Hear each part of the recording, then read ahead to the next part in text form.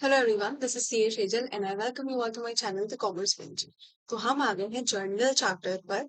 अब इसकी डिटेल्स हम सारी की सारी सीखेंगे। ये पूरा चैप्टर हम कंप्लीट करते हैं, राइट।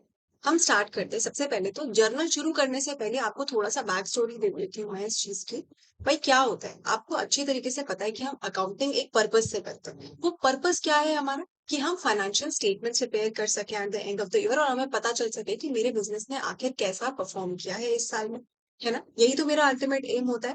अब भाई फाइनेंशियल स्टेटमेंट्स प्रिपेयर करने का अगर मेरा अल्टीमेट एम है, फाइनेंशियल स्टेटमेंट्स क्या होते हैं, basically profit and loss account होता है और बैलेंस शीट होती है।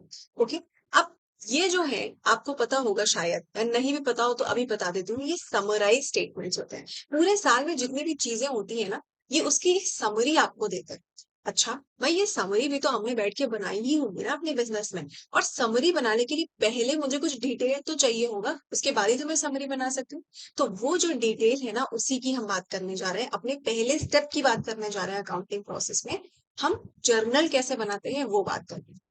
जर्नल से होते हुए ही, journal is the first step आप कह सकते हो। उसके बाद कुछ और चीजें हम करते हैं एंड देन फाइनली हम ये समराइज्ड स्टेटमेंट्स बना पाते हैं, राइट। तो जर्नल के कारण ही ये पॉसिबल हो पाता है और इसीलिए हमारे लिए ये चैप्टर पढ़ना जरूरी है। तो ये बैक स्टोरी तो मैंने आपको दे दी। अब इसकी एक डेफिनेशन काइंड ऑफ थिंग कि क्या होता है ये भी देख लेते हो। भाई जर्नल जो है ना, वो एक बुक होती है, एक किताब है, सिंपल सी। क्या बोलती है ये किताब, ये इस किताब में आप क्या करते हो, आप ट्रांजैक्शंस को लिखते हो। भाई एक बिजनेस में हजार तरीके का ट्रांजैक्शंस रोज हो रहे हैं। एक एक छोटा सा जो वेंडर होगा ना आपके घर के पास, उसके पास भी हजार तरह के ट्रांजैक्शन रोज हो रहे हैं। उसके पास सामान रोज आता है, मतलब वो कहीं से सामान परचेज करता है, फिर कई चीजें आपको बेचता है, राइट। एंड अपने जो उसके यहाँ पे जो लोग काम कर रहे हैं उसको उनको सैलरी प्रोवाइड करना, फिर कहीं सामान पहुंचाने जाना है तो ट्रांसपोर्टेशन का खर्चा देना, इलेक्ट्रिसिटी का बिल देना, 50 तरीके की चीजें रोज होती रहती हैं। और उसी जगह अगर आप एक बड़े बिजनेस को ले लो, तो उसमें तो और लाखों ट्रांजैक्शन हर रोज के होते हैं। तो जरूरी है कि आप उन्हें कहीं पर रिकॉर्ड करके रखो, लिख के रखो, ताकि फाइनेंशियल स्टेटमेंट्स एंड में बनाना इजी रहे। ओके।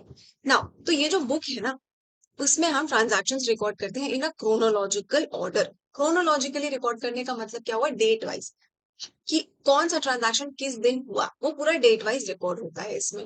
अच्छा, किस बेसिस पे होता है, सोर्स डॉक्यूमेंट्स के बेसिस पे होता है। सोर्स डॉक्यूमेंट क्या होता है, बेसिकली दीज आर एविडेंसेस। यानी कि अगर कोई वाउचर हो गया, कैश मेमो हो गया, इनवॉइस हो गया, लिख भी देती हूँ आपके लिए, कैश मेमो या फिर कोई इनवॉइस हो गया, या फिर कोई भी बिल रिसीट, इस टाइप की कोई भी चीजें होंगी, तो वो हो गया सोर्स डॉक्यूमेंट। और उसी के बेसिस पे हम क्रोनोलॉजिकल ऑर्डर में जर्नल में ट्रांजैक्शंस को रिकॉर्ड करते हैं। क्लियर। अच्छा, अब सिंस जर्नल वो पहली जगह है जहां पर कोई भी ट्रांजैक्शन रिकॉर्ड किया जाता है, इसीलिए इसे बुक ऑफ ओरिजिनल एंट्री भी बोला जाता है। तो ये बात ध्यान रखना, बुक ऑफ ओरिजिनल एंट्री कौन होता है, जर्नल होता है। या फिर प्राइम एंट्री, प्राइम का मतलब भी फर्स्ट होता है। समझ आई बात, प्राइम मतलब सबसे पहले। तो भाई सबसे पहले तो जर्नल में ही रिकॉर्ड होता है, इसीलिए हम जर्नल को बुक ऑफ प्राइम एंट्री या बुक ऑफ ओरिजिनल एंट्री बोलते हैं। अच्छा, और लेजर क्या होता है, लेजर जो है वो सेकेंड स्टेप है बेटा। ठीक है, जर्नल से कोई भी एंट्री जो है वो लेजर में जाती है, सेकेंड स्टेप है, इसी उसको प्रिंसिपल बुक बोला जाता है। ठीक है, चलो ये बात भी समझ में आ गई होगी। इन दोनों नामों को ध्यान रखना, मेरा मतलब बस इतना था करने का। अच्छा, अब एक कॉन्सेप्ट और इसमें ऐड करती हूँ मैं आपके लिए। मैंने आपको बोला जर्नल एक किताब है जहां पर आप सारे ट्रांजैक्शंस को नोट डाउन करते हो। अब ये सोचो, 365 दिन साल के आप बैठ के सारे ट्रांजैक्शंस उस एक किताब में नोट करते रहोगे, अगर आपको नहीं लगता वो किताब बहुत ही मोटी सी हो जाएगी, उसमें नेविगेट करना कितना मुश्किल होगा, किसी पर्टिकुलर दिन का पर्टिकुलर ट्रांजैक्शन देखना कितना मुश्किल होगा आपके लिए उसमें। अब इस चीज को सॉल्व करने के लिए, इस चीज को ऑर्गेनाइज एंड इजी वे में करने के लिए स्पेशल पर्पस जर्नल्स बनाई गई। ये स्पेशल पर्पस जर्नल क्या होती है भाई, हम क्या करते हैं ना, काम के बेसिस पे जर्नल को भी हमने डिवाइड कर दिया।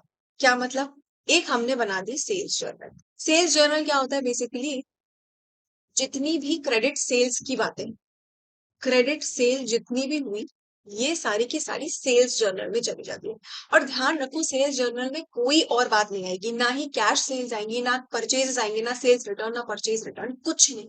सिर्फ और सिर्फ क्रेडिट सेल आ जाएगी सेल्स जर्नल में। तो अगर आपको किसी पर्टिकुलर दिन की सेल्स देखनी हो किसी पर्टिकुलर इंसान को, तो आप जाकर सीधा सीधा आराम से सेल्स जर्नल बुक उठाओ और देख लो उसे जाकर। समझ आई बात? तो ये और ज्यादा ऑर्गेनाइज्ड बनाता है हमारे पूरे बिजनेस के सिस्टम को। अब जैसे मेरी सेल्स जर्नल है, वैसे ही परचेज जर्नल भी होगी, जहां पर सारे के सारे क्रेडिट परचेजेस रिकॉर्ड होंगे। ध्यान रखना, कोई भी कैश परचेजेस यहाँ पर नहीं आएंगे। अगर मैम यहाँ पर नहीं आएंगे तो कैश परचेजेस किधर जाएंगे, बताऊंगी अभी। उसके बाद देखो, एक परचेज रिटर्न जर्नल होता है, जहां पर हम सारे परचेज रिटर्न रिकॉर्ड करते हैं। ठीक है, सारे के सारे परचेज रिटर्न रिकॉर्ड होते हैं। सेल्स रिटर्न जर्नल भी बनाते हैं, जिसमें सारे सेल्स रिटर्न रिकॉर्ड होते हैं। इससे आपको समझ आ रहा होगा कि अगर हमें कोई एक ट्रांजैक्शन देखना है तो हम उस पर्टिकुलर जर्नल को उठाकर देख लेंगे कि उस दिन का ट्रांजैक्शन क्या है। ईजी हो जाता है काम इससे बहुत हद तक। ठीक है, इट्स सिमिलर टू, मैं ये एग्जांपल हमेशा देती हूँ अपने क्लास में। जैसे आप अपने लिए हर सब्जेक्ट की अलग अलग नोटबुक बनाते हो, साइंस की अलग बनाते हो, मैथ्स की अलग बनाते हो, साइंस में भी फिजिक्स केमिस्ट्री बायो हो सकता है आप अलग अलग बनाते हो। तो इसका करने का पर्पस क्या है, चीजों को और ऑर्गेनाइज रखना चाहते हो, ताकि जिसका काम देखना हो उसी नोटबुक को उठाकर सीधा सीधा देख लो उस दिन का काम।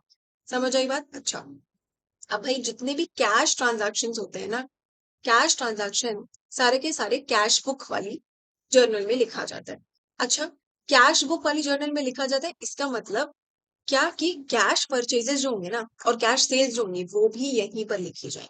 कैश से रिलेटेड कोई भी ट्रांजैक्शन हो, एक्स वाई जेड, आप सब कुछ यहाँ पर लिखोगे।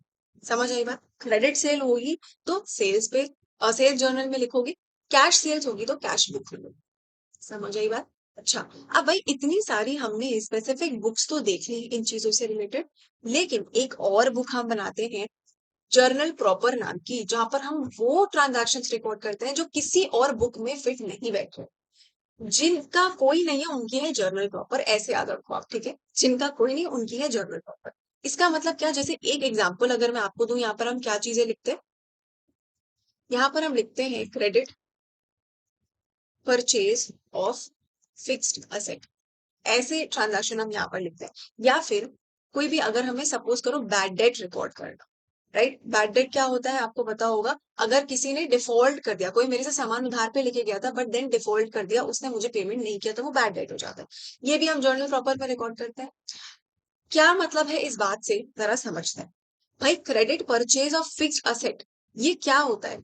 मैंने आपसे कहा क्रेडिट परचेज जो है वो परचेज जर्नल में रिकॉर्ड होता है, लेकिन परचेज से आपको याद होगा, परचेज शब्द का इस्तेमाल सिर्फ गुड्स के लिए किया जाता है ना? वैसे ही सेल शब्द का इस्तेमाल भी सिर्फ गुड्स के लिए किया जाता है, यानी कि जिस सामान में दुकान डील कर रही है, वो बिजनेस जो है वो डील कर रहा है, उसको हम गुड्स बोलते हैं। तो अगर गुड्स सेल किए तो सेल्स जर्नल, गुड्स परचेज किए तो परचेज जर्नल। लेकिन अगर फिक्स्ड असेट को मैंने क्रेडिट पे परचेज किया है ना, तो उनकी कोई जगह नहीं है परचेज जर्नल में, उसे आप परचेज जर्नल में नहीं लिख सकते, उसे आप लिखोगे जर्नल प्रॉपर।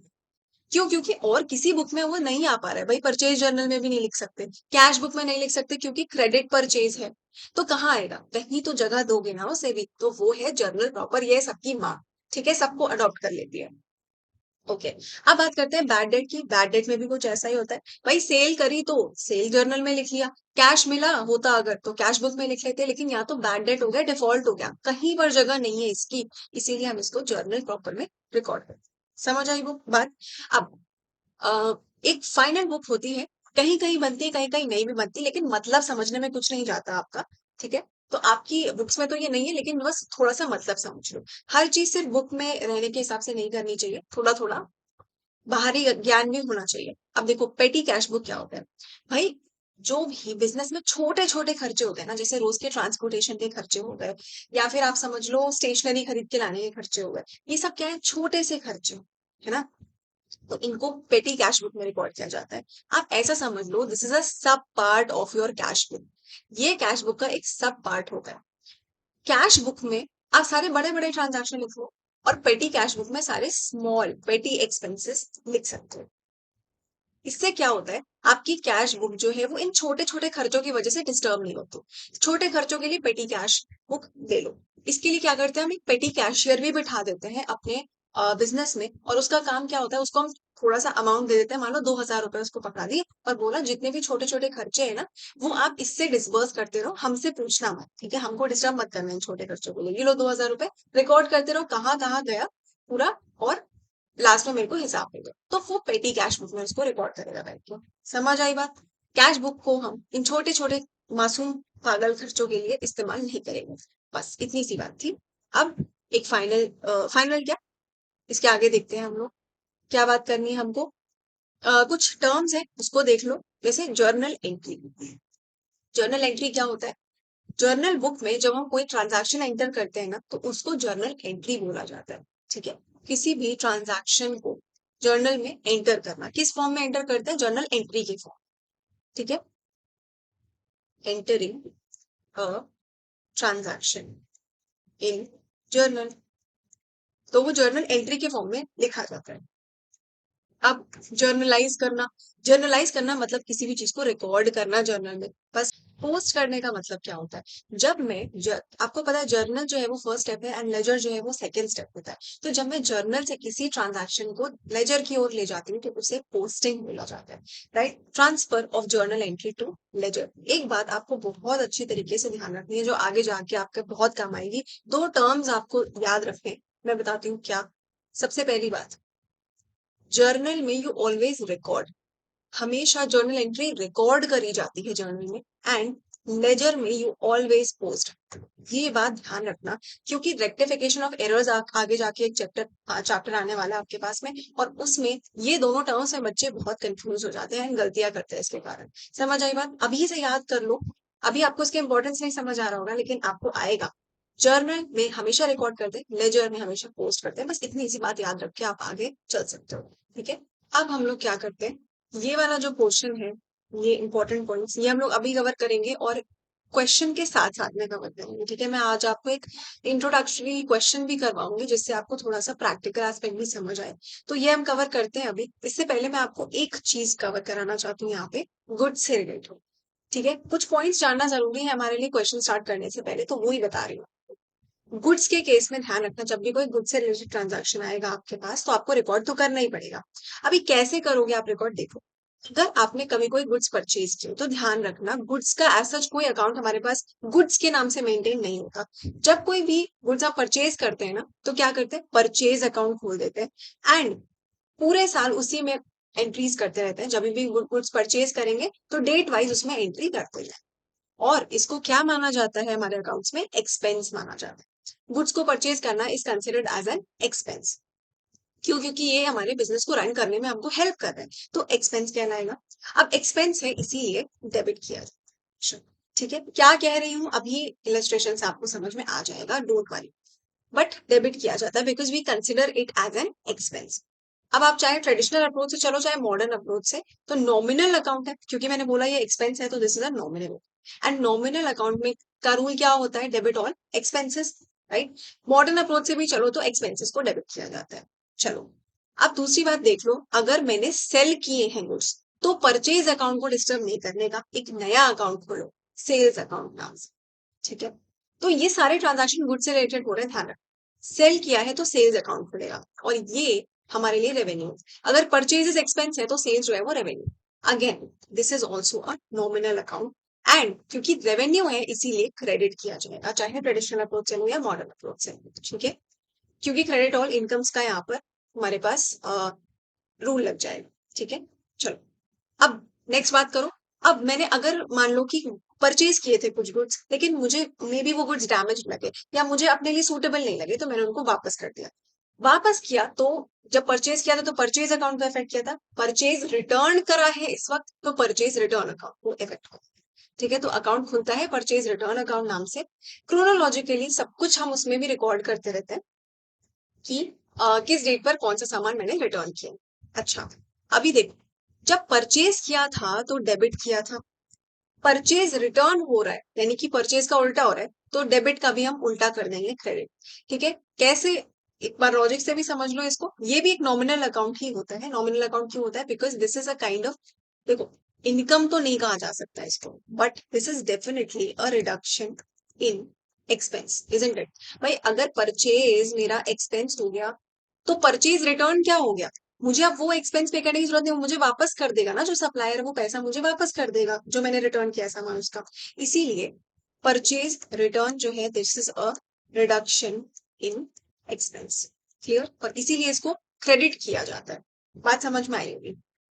चलो, अब उसी लॉजिक से चलो और देखो इफ गुड्स कम बैक, मतलब कि मैंने सेल किए थे गुड्स, तो सेल्स अकाउंट में रिकॉर्ड किया होगा। अभी गुड्स जो सेल किए थे ना, किसी को डैमेज लगा होगा या कुछ भी लगा हो, उसने मुझे वापस कर दिया, यानी कि मेरे पास सेल्स रिटर्न आ। सेल्स रिटर्न भी नॉमिनल अकाउंट होता है। और अगर मैंने सेल्स को क्रेडिट किया था ना, तो सेल्स रिटर्न डेबिट होगा इसी वाले लॉजिक से। ये जो मैंने आपको परचेज रिटर्न का लॉजिक समझाया, इसी लॉजिक को सेल्स रिटर्न में भी लगा लो, समझ आ जाए। क्लियर। फाइनल बात देखो, क्लोजिंग स्टॉक क्या होता है। क्लोजिंग स्टॉक नाम का जो है, मतलब at the end of the year हमको ये क्लोजिंग स्टॉक की वैल्यू पता चलती है। होता क्या है ये समझ लो। जो भी मेरे पास अनसोल्ड गुड्स पड़े होंगे ना, उसको क्लोजिंग स्टॉक बोला जाता है। Value of the stock that is remaining unsold. So for example, अगर मैंने मान लो मैं पेन सेल करती हूँ, तो मैंने 100 kg प्लास्टिक खरीद रखी थी, ठीक है। प्लास्टिक भी मेरे लिए क्या हुआ, गुड्स हुआ। कोई भी सामान जिसमें मैं डील करती हूँ, यानी कि पेन्स तो गुड्स है ही है। प्लास्टिक यानी कि रॉ मटेरियल जो जो मैंने पेन्स को बनाने में यूज करी, वो भी मेरे लिए गुड्स होता है। अच्छा, मैं 100 kg प्लास्टिक खरीद के लाई, पूरे साल में मैंने 70 kg ऑफ प्लास्टिक यूज कर ली टू मेक द पेन्स। अभी भी 30 kg का जो प्लास्टिक है वो मेरे पास गोडाउन में पड़ा हुआ है, ठीक है। दिस इज अनसोल्ड, मैं इसको यूज नहीं कर पाई, अनयूटिलाइज पड़ा हुआ है। तो इसको क्या बोलेंगे, this will be a part of closing stock. या ऐसा कह लो कि 100 पेन्स मैंने इस पूरे साल में बना लिए थे, लेकिन मैं सेल कितने कर पाई, 80 पेन्स ही अगर मैं मान लो सेल कर पाई। तो बाकी के जो 20 पेन्स है ना, जो बाकी के 20 पेन्स है, वो क्या हो गए, वो हो गया मेरा क्लोजिंग स्टॉक। क्लियर हुई बात। जितना भी सामान अनसोल्ड पड़ा हुआ है मेरे गोडाउन में, वो सारा क्लोजिंग स्टॉक होता है। बस इतनी सी बात मुझे आपको गुड से रिलेटेड बतानी थी। अब हम लोग एक काम करते हैं, मैंने ऑल्दो सोचा तो था कि मैं आपको आज ही क्वेश्चन कराऊंगी, लेकिन अगर मैंने आप क्वेश्चन कराना आपको स्टार्ट किया ना, सी दिस इज मतलब ठीक ठाक क्वेश्चन है, एंड पहला क्वेश्चन है, तो मैं आपको डिटेल में समझाऊंगी भी। तो ये वीडियो अननेसेसरीली 40 45 मिनट्स 50 मिनट्स का पहुंच जाएगा, तो उससे कोई फायदा नहीं है। तो अभी हम बेसिक्स पर इस लेक्चर को छोड़ देते हैं। आप इसको इतना रिवाइज करिएगा, एंड देन उसके बाद सेकंड लेक्चर में मैं आपको बिल्कुल अच्छी तरीके से ये इलस्ट्रेशन क्लियर कर दूंगी and journal entries with logic समझा दूंगी, ताकि आपको धीरे धीरे ना जर्नल एंट्रीज बनानी आ जाए खुद से। ऐसा नहीं है कि आपको जर्नल एंट्री रटनी पड़े हमेशा, कि सैलरी दे रहे हैं तो ये एंट्री होगी, या कमीशन दे रहे हैं तो ये एंट्री होगी। ऐसा नहीं होना चाहिए, आपको एंट्रीज बनानी आनी चाहिए, मतलब दिमाग से बना लो आप, चाहे XYZ कोई भी एंट्री आ जाए, ठीक है। तो मैं आपको धीरे धीरे हौले हौले विद लॉजिक सारी एंट्री समझाती हुई चलूंगी, एंड उसके लिए हमें चाहिए समय, टाइम, ठीक है। तो आप सेकंड लेक्चर देखना बिल्कुल मत भूलना, मैं यहाँ पे आपको क्वेश्चंस भी कराऊंगी, एंड ये जो इंपॉर्टेंट पॉइंट्स मैंने अभी छोड़ रखे इनको भी कवर करा दूंगी उसके साथ साथ, ठीक है। तो अगर आपको ये लेक्चर पसंद आया हो, तो do not hesitate to share it with your friends, and like this video, and also subscribe to my channel, so that it gives me a lot of motivation. मैं आपसे मिलती हूँ नेक्स्ट लेक्चर में with this question. Stay tuned. Thank you so much.